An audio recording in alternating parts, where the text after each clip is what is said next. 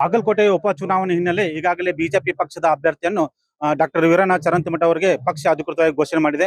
ಬನ್ನಿ ಈಗ ಯುಗಾದಿಯ ಪಾಡ್ಯ ದಿನದಂದು ಬೇವು ಬೆಲ್ಲ ಜೊತೆಗೆ ಈ ಚುನಾವಣೆ ಸಹ ಯಾವ ತರ ಒಂದು ಬೇವು ಬೆಲ್ಲ ಆಗುತ್ತೆ ಬಿಜೆಪಿಗೆ ಅಂತ ಕೇಳೋಣ. ಏನು ಅಭ್ಯರ್ಥಿ ಆಗಿರುವಂತಹ ಮಾಜಿ ಶಾಸಕರಾದಂತಹ ವೀರಣ್ಣ ಚರಂತಿಮಠ ಅವರು ನಮ್ಮೊಂದಿದ್ದಾರೆ. ಅವರು ಮುಂದಿನ ಪ್ರಚಾರ ಯಾವ ತರ ಇರುತ್ತೆ, ಯಾವ ರೀತಿ ರಾಜತಂತ್ರಗಾರಿಕೆ ಮಾಡ್ತಾರೆ ಅಂತ ಕೇಳೋಣ. ಸರ್ ನಮಸ್ಕಾರ. ಸರ್, ಯುಗಾದಿ ಪಾಡ್ಯ ಶುಭಾಶಯಗಳು. ಯುಗಾದಿ ದಿನದಂದು ನಿಮಗೆ ಶುಭ ಸುದ್ದಿ ಬಂದಿದೆ, ಅದಕ್ಕೆ ನಿಮಗೆ ಏನು ಅನಿಸ್ತಾ ಇದೆ? ಎಲ್ಲರಿಗೂ ಯುಗಾದಿ ಶುಭಾಶಯಗಳನ್ನು ಹೇಳ್ತಾ, ಯುಗಾದಿ ದಿನಾನ ಈ ಕ್ಯಾಂಡಿಡೇಟ್ ಅನ್ನು ಡಿಕ್ಲೇರ್ ಮಾಡಿದ್ದಕ್ಕೆ ನಮ್ಮ ರಾಷ್ಟ್ರೀಯ ನಾಯಕತ್ವಕ್ಕೆ, ರಾಜ್ಯದ ನಾಯಕತ್ವಕ್ಕೆ ಅಭಿನಂದನೆಗಳನ್ನು ಸಲ್ಲಿಸ್ತೇನೆ. ಇದರ ಜೊತೆಗೆ ಏನು ರಾಜತಾಂತ್ರಿಕತೆ ಅದು ಇದು ಮಾಡುವಂಥದ್ದು ಅವಶ್ಯಕತೆ ಇಲ್ಲ. ಈಗಾಗಲೇ ಇಲ್ಲಿ ಬಹಳಷ್ಟು ಜನರ ಮನಸ್ಸಿನಲ್ಲಿರುವಂಥ ಯಾವುದಾದ್ರೂ ಒಂದು ಪಕ್ಷ ಇದ್ರೆ ಅದು ಭಾರತೀಯ ಜನತಾ ಪಾರ್ಟಿ ಜನರ ಮನಸ್ಸಿನಲ್ಲಿದೆ. ಅದಕ್ಕೆ ಇಲ್ಲಿ ಹಿಂದುತ್ವ ಮತ್ತು ಬಿಜೆಪಿ ಎರಡು ಗೆಲ್ಲೋದ್ರಲ್ಲಿ ಯಾವ ಸಂಶಯನೂ ಇಲ್ಲ. ಸರ್, ಈಗ ನೀವು ಈ ಮತದಾನ ಅಂದ್ರೆ ಇದು ಏನು ನಾಮಪತ್ರ ಸಲ್ಲಿಕೆ ಯಾವಾಗ ಮಾಡ್ತೀರಿ, ಮತ್ತೆ ಆ ಸಂದರ್ಭದಲ್ಲಿ ಯಾರ್ಯಾರು ರಾಜ್ಯ ಮಟ್ಟದ ಮುಖಂಡರು ಬರ್ತಾರೆ? 23ನೇ ತಾರೀಕಿಗೆ ನಾಮಪತ್ರ ಸಲ್ಲಿಕೆ ಇರ್ತದೆ. ಆ ಸಂದರ್ಭದಲ್ಲಿ ಜಿಲ್ಲೆಯ ಎಲ್ಲ ಹಿಂದಿನ ಶಾಸಕರುಗಳಿರ್ತಾರೆ. ರಾಜ್ಯದಿಂದ ನಮ್ಮ ನಾಯಕರುಗಳು ಬರ್ತಾರೆ. ಇವತ್ತು ಘೋಷಣೆ ಆಗಿರೋದ್ರಿಂದ ರಾಜ್ಯದಿಂದ ಯಾರು ಬರ್ತಾರ ಅನ್ನುವಂಥ ಪಟ್ಟಿ ಬಂದಿಲ್ಲ. ಅವ್ರ ಪಟ್ಟಿ ಬಂದ ಮೇಲೆ ನಿಮಗೆ ತಿಳಿಸ್ತೇವೆ. ಈಗ ಅಂದ್ರೆ ಕಾಂಗ್ರೆಸ್ ಪಕ್ಷದ ಅಭ್ಯರ್ಥಿ ಇನ್ನೂ ಘೋಷಣೆ ಆಗಿಲ್ಲ, ಆದ್ರೂ ಮೇಟರ್ ಕೂಡ ಮುಂದಿಡಬೇಕು ಅಂತ ಹೇಳ್ತಾ ಇದ್ರೆ, ಏನು ರಾಜ್ಯ ಮಟ್ಟದ ಸರ್ಕಾರ ಅವ್ರ ಕೈಲಿ ಇರೋದ್ರಿಂದ ಅವರೆಲ್ಲ ಬಂದು ಇಲ್ಲೇ ಏನು ಆಡಳಿತ ವ್ಯವಸ್ಥೆ ವಿಫಲಗೊಳಿಸುವಂತ ಸಾಧ್ಯತೆ ಇದೆ ಅಂತ ಅನ್ಸುತ್ತಾ ನಿಮ್ಗೆ? ಅವ್ರು ಯಾರು ಬಂದ್ರು ಕೂಡ ಓಟ್ ಹಾಕೋರು ಮತದಾರರಲ್ಲ. ಆಡಳಿತ ಯಂತ್ರ, ಆಡಳಿತ ವ್ಯವಸ್ಥೆಯಲ್ಲಿರುವಂತವ್ರು ಯಾರು ಇಲ್ಲಿ ಮತದಾನ ಮಾಡಕ್ ಬರಂಗಿಲ್ಲ. 48 ತಾಸು ಮೊದಲೇ ಎಲ್ಲರನ್ನೂ ಇಲ್ಲಿ ಜಾಗ ಖಾಲಿ ಮಾಡಿಸ್ತಾರ. ಓಟ್ ಹಾಕೋರು ಮತದಾರರು. ಮತದಾರರಿಗೆ ಗೊತ್ತದ ಯಾವ ರೀತಿ ಓಟ್ ಹಾಕ್ಬೇಕು ಏನು ಅಂತ. ಯಾವ ಅನುಕಂಪನೂ ಇಲ್ಲ, ಅಲ್ಲೇನೂ ಇಲ್ಲ. ಬೇರೆ ಪಕ್ಷದ ಅಭ್ಯರ್ಥಿಗಳ ಬಗ್ಗೆ ನಾವು ತಲೆ ಕೆಡಿಸ್ಕೊಳಂಗಿಲ್ಲ.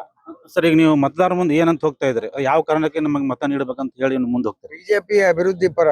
ನರೇಂದ್ರ ಮೋದಿ ಅವರು ಏನ್ ಮಾಡಿದಾರೆ ಅಂತ, ಯುದ್ಧ ಸಂದರ್ಭದಲ್ಲಿ ಯಾವ ರೀತಿ diesel, petrol, crude oil, gas, ಯಾವ ರೀತಿ ಚೀನಕ್ಕೆ ಹೋಗುವಂತ ಹಡಗುಗಳು 9 ಹಡಗುಗಳು ಅರ್ಧ ದಾರಿಯೊಳಗೆ ತಿರುಗಿ ಭಾರತಕ್ಕೆ ಬರಾಕತ್ತಾವ, ಮಂಗಳೂರು ಏರ್ಪೋರ್ಟ್ಗೆ ಬರಾಕತ್ತಾವ. ಯಾವುದೇ ತೊಂದರೆ ಆಗಲಾರ್ದಂಗೆ ಇಡೀ ಜಗತ್ತಿನ ತುಂಬಾ ದೊಡ್ಡ ದೊಡ್ಡ ರಾಷ್ಟ್ರದವರು ಯುದ್ಧ ಮಾಡಕತ್ತಾರ. ಮೋದಿ ಅವರು ಇಲ್ಲಿ ಅಭಿವೃದ್ಧಿ ಮಾಡಕತ್ತಾರ. ನಮ್ಮ ಸರ್ಕಾರ ಇದ್ದಾಗಲೂ ಕೂಡ ಬಾಗಲಕೋಟೆಗೆ ಮುಳುಗಡೆಗೆ ಇರ್ಬಹುದು, ಕಾಂಪೆನ್ಸೇಷನ್ ಕೊಡೋದ್ರಲ್ಲಿ ಇರ್ಬಹುದು, ಅಭಿವೃದ್ಧಿ ಮಾಡೋದ್ರಲ್ಲಿ ಇರ್ಬಹುದು, ಯಾವ ಇದರಲ್ಲಿ ಹಿಂದೆ ಬಿದ್ದಿಲ್ಲ. ಅದಕ್ಕೋಸ್ಕರ ಅದನ್ನು ಮುಂದುವರಿಸಬೇಕಾದ್ರೆ ಬಿಜೆಪಿಗೆ ಓಟ್ ಕೊಡಬೇಕು.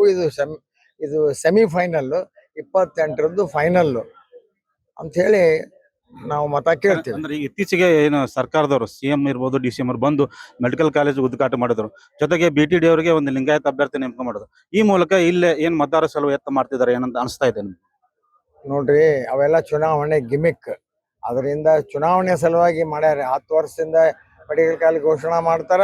15ಕ್ಕೆ ಇಲೆಕ್ಷನ್ ಘೋಷಣೆ ಆಗುತ್ತೆ, 14ಕ್ಕೆ ಬಂದು ಅಡಿಗಲ್ಲ ಹಾಕ್ತಾರ. 15ನೇ ತಾರೀಕಿಗೆ ಅಧ್ಯಕ್ಷರನ್ನ ಘೋಷಣೆ ಮಾಡ್ತಾರ.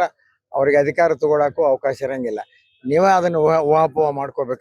ಸರ್, ಇನ್ನೊಂದು ಸರ್, ಈಗೇನಂದ್ರೆ ಈಗ ಬಿಜೆಪಿ ಪಕ್ಷದಲ್ಲಿ ಕೆಲವೊಂದು ಇನ್ನೂ ಭಿನ್ನ ಮತ ಇದಾವೆ. ಒಂದು ಮತ್ತೆ ಈಗ ನಿಮ್ಮ ಸೋದರು ಹಿಂದೆ ಸ್ಪರ್ಧೆ ಮಾಡಿದ ಸ್ವಲ್ಪ ಹಿನ್ನಡೆ ಆಗಿತ್ತು. ಈಗ ಅವರಿಗೆ ನೀವು ಸೆಳೆಯುವಂತ ಯತ್ನ ಮಾಡ್ತಿದ್ದಾರೆ. ಸ್ಪರ್ಧೆ ಮಾಡೋದ್ರಿಂದ ನಮಗೆ ಹಿನ್ನಡೆ ಆಗಿಲ್ಲ. ನಾ ಪ್ರತಿಯೊಂದು ಚುನಾವಣೆ ನಿಂತಾಗ ಪಕ್ಷೇತರ ಅದಾರ. ಯಾವಾಗ ಪಕ್ಷೇತರ ಇಲ್ಲ ಹೇಳ್ರಿ? 2004ರಾಗೂ ಪಕ್ಷೇತರ ಅದಾರ, 2008ರಾಗೂ ಪಕ್ಷೇತರ ಅದಾರ, 2013ರಾಗೂ ಪಕ್ಷೇತರ ಅದಾರ, 18ರಾಗೂ ಪಕ್ಷೇತರ ಅದಾರ, 23ರಾಗೂ ಪಕ್ಷೇತರ. ಈ ಸಲ ನೀವು ಮತ್ತೆ ಅವರನ್ನು ಸೆಳೆಯುವಂತ ಯತ್ನ ಅದೇನಾದ್ರು ರಾಜ್ಯ ಮಟ್ಟದ ಮುಖಂಡ ಯಾರು ಪಕ್ಷಕ್ಕ ಏನದು ಗೌರವ ಕೊಟ್ಟು ಪಕ್ಷದ ಪರವಾಗಿ ತಮ್ಮ ತಪ್ಪು ಅರಿವಾಗಿ ಬರುವಂತವ್ರು ಯಾರದಾರ ಅವರಿಗೆ ರಾಜ್ಯ ಅಧ್ಯಕ್ಷರು ಕಾರಜೋಳ ಸಾಹೇಬರಿಗೆ, ಅರುಣ್ ಶಾಪುರ್ ಅವರಿಗೆ ಜವಾಬ್ದಾರಿ ಕೊಟ್ಟಾರ. ಅವ್ರು ಆ ಕೆಲಸ ಮಾಡ್ತಾರ. ಧನ್ಯವಾದ. ಇದು ಏನು ಅಭ್ಯರ್ಥಿ ಆಗಿರುವಂತ ವೀರಣ್ಣ ಚರಂತಿಮಠ ಅವರ ಮನದಾಳ ಮಾತು. ಆನಂದ್, ಅಶ್ವವೇಗ ನ್ಯೂಸ್, ಬಾಗಲಕೋಟೆ.